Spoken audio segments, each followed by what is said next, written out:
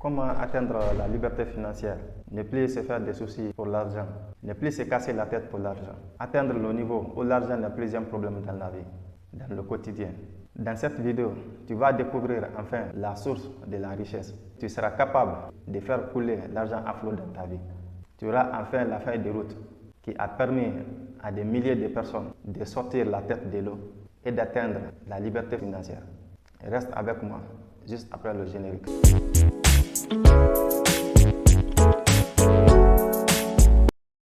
Salut et bienvenue sur cette chaîne, la chaîne de la nouvelle génération pour la nouvelle génération.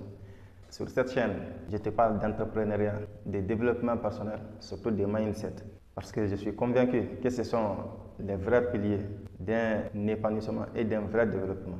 Alors si tu fais partie des personnes qui croient à la même chose, abonne-toi à cette chaîne, active la cloche de notification pour ne pas rater mes prochaines vidéos. Si tu es ici en ce moment, c'est parce que tu as ouvert grand les yeux. Tu as constaté que les choses ne sont pas comme elles devraient l'être. Les choses ne sont pas du tout comme tu l'as espéré, comme tu le souhaitais.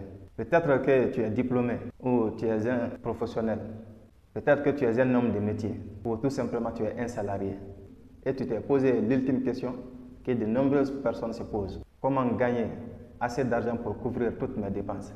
Tu as ce désir, tu le souhaites réellement, tu le veux ardemment, mais tu te demandes par quel moyen y parvenir. Alors tu es au bon endroit.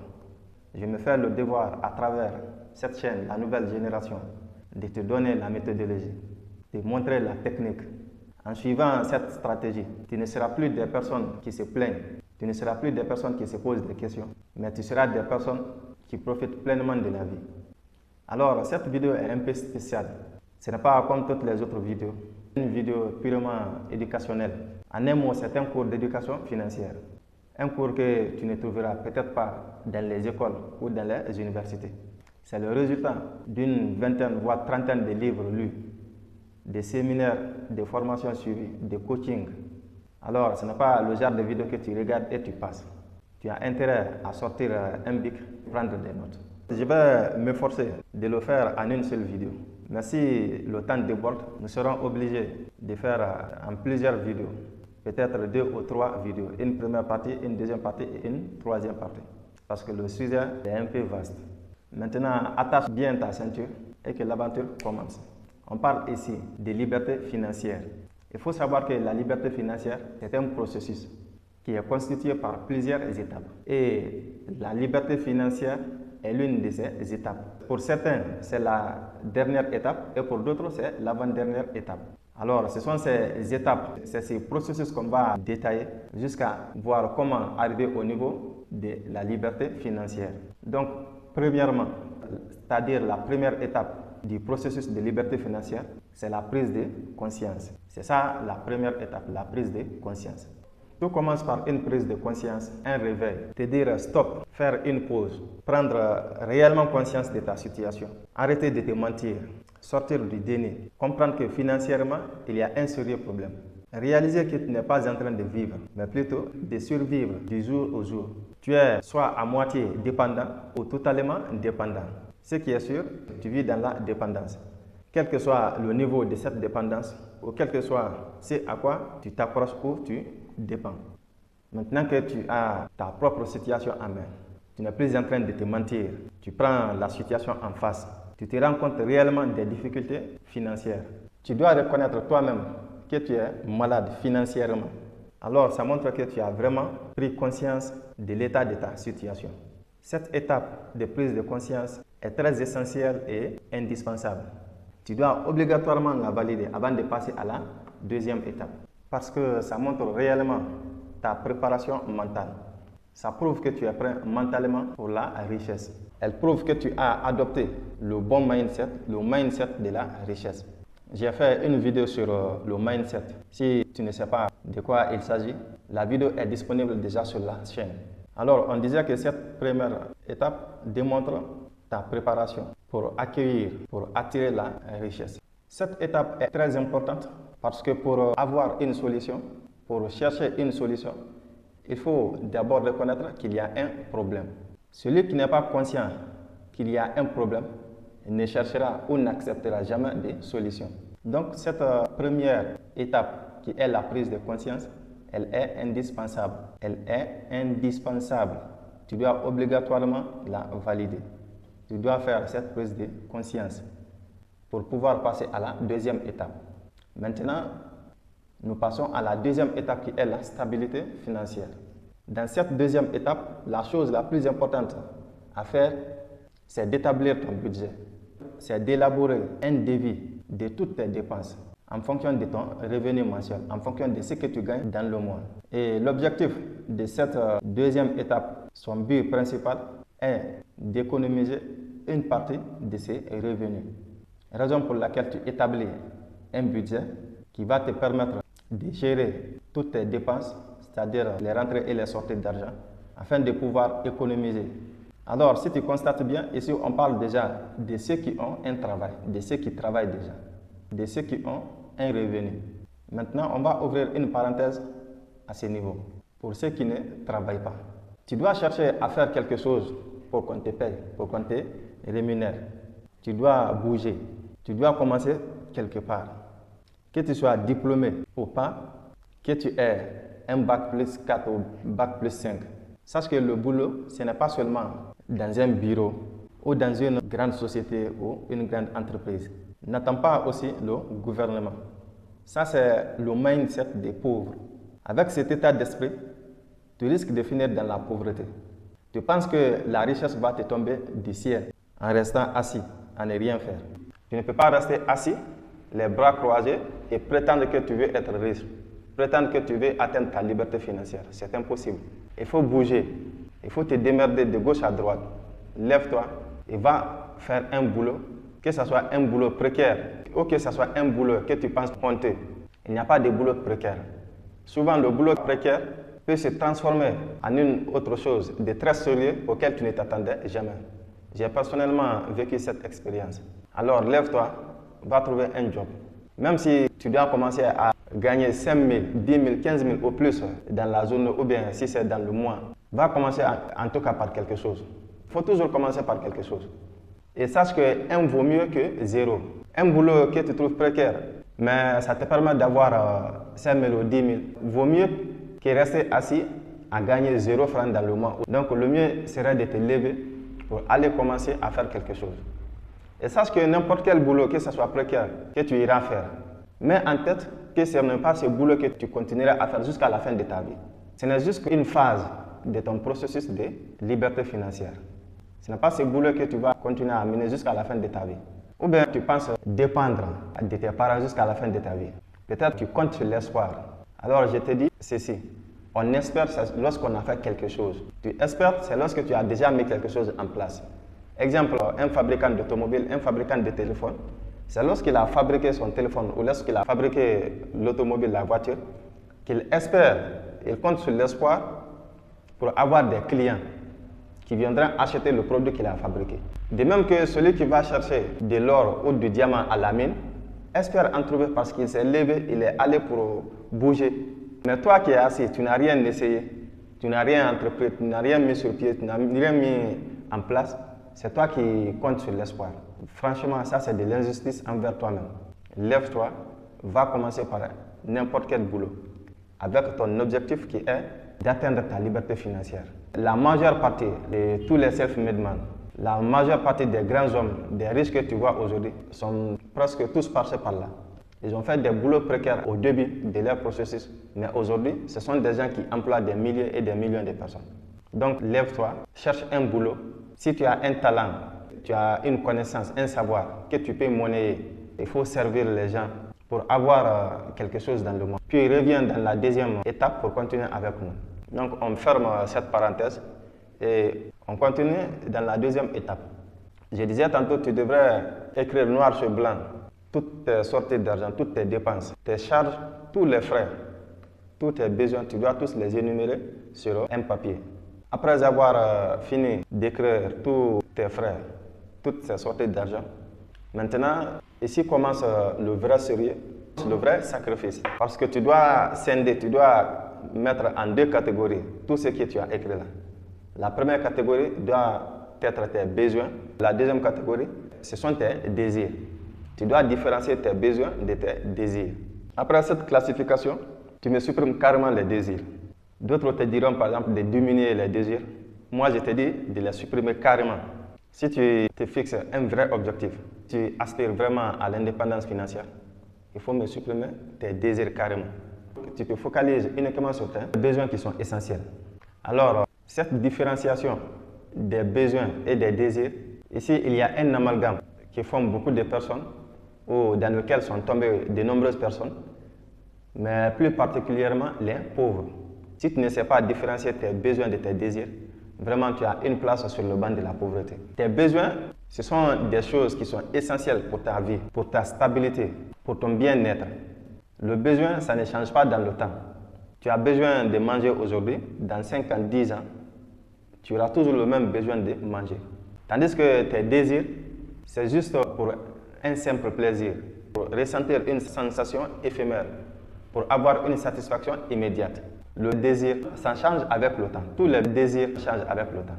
Si nous prenons par exemple le téléphone, hier tu voulais de l'iPhone 10, aujourd'hui tu as besoin de l'iPhone 11, demain tu voudras de la dernière génération de l'iPhone. Aujourd'hui tu as besoin d'une Tesla ou d'une Lamborghini et demain ou après-demain tu auras besoin d'une autre voiture exceptionnelle. C'est comme ça le désir.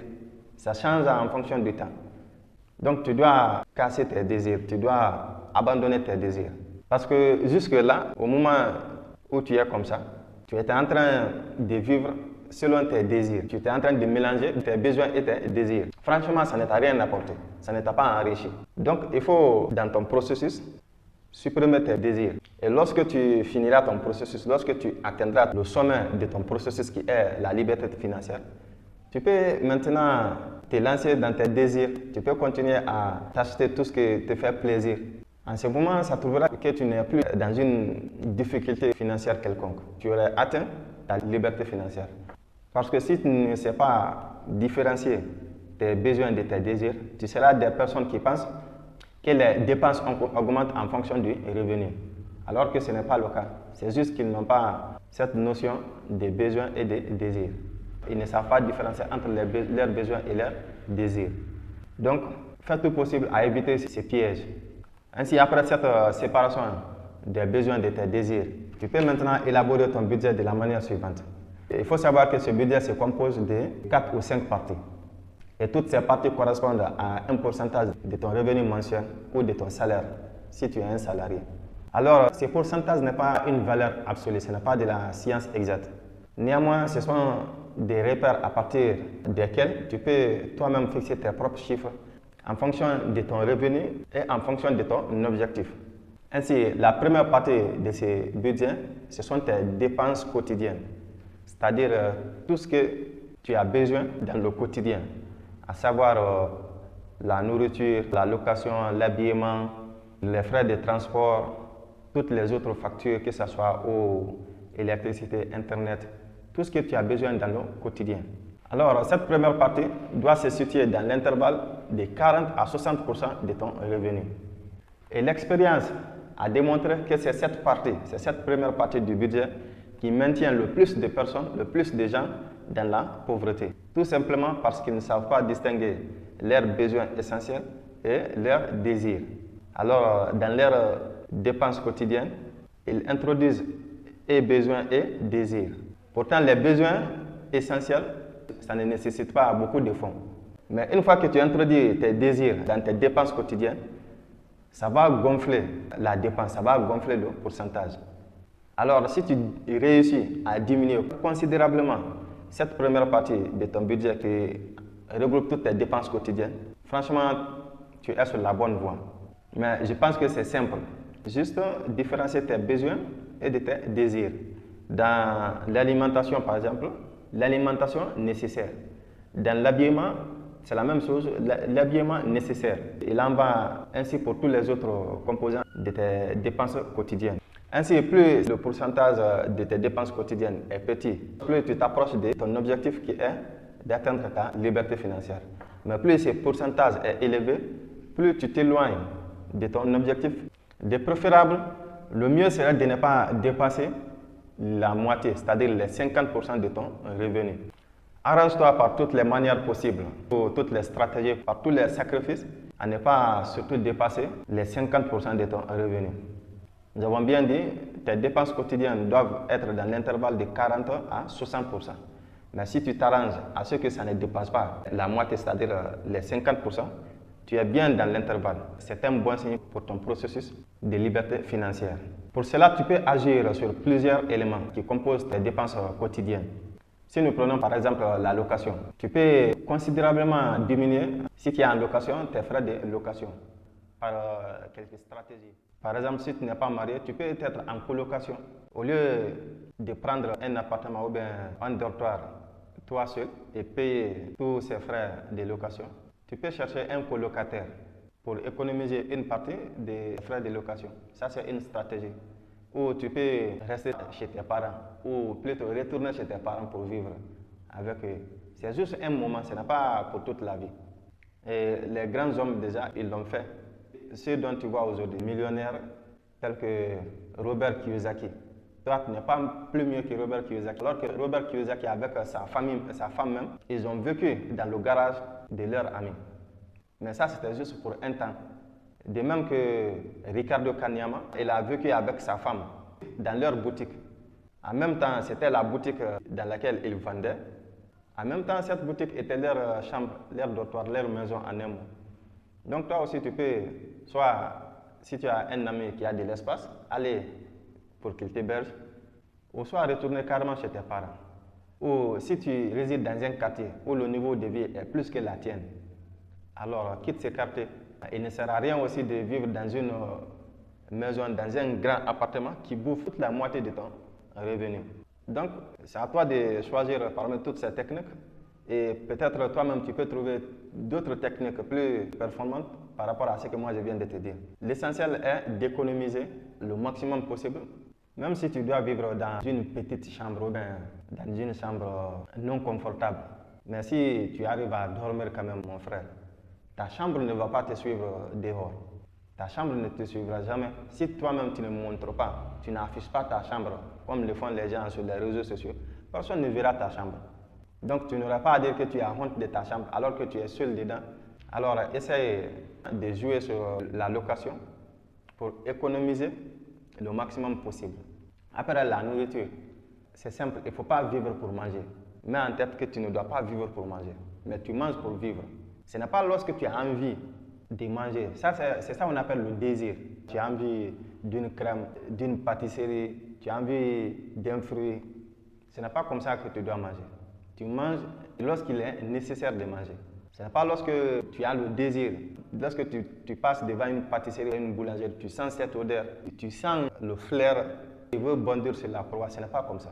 C'est lorsque c'est nécessaire. Et vraiment, dans cette vie-là, ceux qui mangent déjà 3 fois par jour, disons que c'est le top. Et si toi, tu peux avoir quelques bouchées le matin, à midi et le soir, si c'est 2 fois, ou même si c'est un bon repas une fois dans la journée, si ça te permet d'économiser et faire cela, ce n'est pas pour toute la vie. C'est juste pour un temps, pour que tu puisses atteindre ton objectif. Le problème n'est pas que tu n'as pas d'argent, mais c'est la mauvaise gestion de l'argent. Alors le budget te permet de bien gérer ton argent, en faisant la différence entre ce qui est nécessaire et indispensable, et ce qui n'est pas nécessaire. Par exemple, tu as soif, une tasse d'eau, un gobelet d'eau, ça te suffit. Mais lorsque tu te dis qu'il me faut un coca pour me rafraîchir, ça c'est un désir, ce n'est plus nécessaire. Donc sur l'alimentation aussi, tu peux jouer énormément. Tu peux jouer évidemment sur l'habillement. C'est le même principe.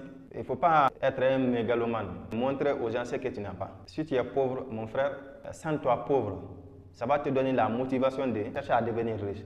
Mais si tu prends cette énergie à montrer aux gens que toi tu es riche, c'est toi qui as les Gucci, les marques Dior, les Zara, alors que tu peines à avoir le prix de ces marques, réellement, à quoi bon? Habille-toi, même si tu as un seul ou 2 complets, l'essentiel est que tu sois propre, élégant, et tu peux aller partout avec ces 2. Donc il ne faut pas mettre la valeur sur l'extérieur, mais plutôt de la valeur sur ton intérieur. Il faut augmenter ta valeur intérieure. Il faut investir en toi-même que d'investir dans les parures pour montrer aux gens ce que tu n'es pas. Vraiment, ça ne vaut pas le coup. Tu as 1 paire, 2 paires de chaussures, ça te suffit largement pour ces 2 paires. Pourquoi avoir une multitude de chaussures que tu ne pourras même pas porter dans un mois, même dans 2 mois? Donc il faut toujours aller à l'essentiel, le nécessaire. Le principe est le même.